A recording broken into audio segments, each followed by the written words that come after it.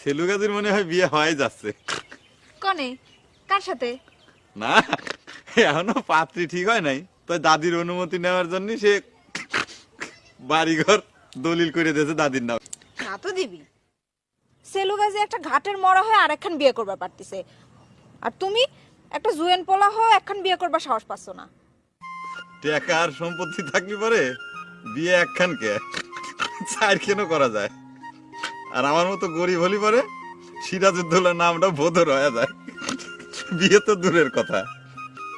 বিষয়টা একবার চিন্তা করে দেখো, জাগারে বিয়ে করবার প্রয়োজন তাগার বিয়ে হচ্ছে না, আর ওই সেলুগাজি এক পা দিয়ে রয়েছে কব্বরে আর বিয়ে করার জন্য কিরম নাচটা নাচতেছে। দেখবে যে বিয়ে হয়েও গেছে।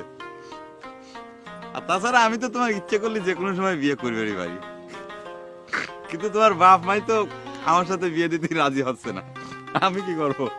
হ্যাঁ, তারা তো জমিদার আমার জন্য রাজপুত্র খুঁজতেছে। খুঁজে পালি তো হয়রান হবে, যাও আগে।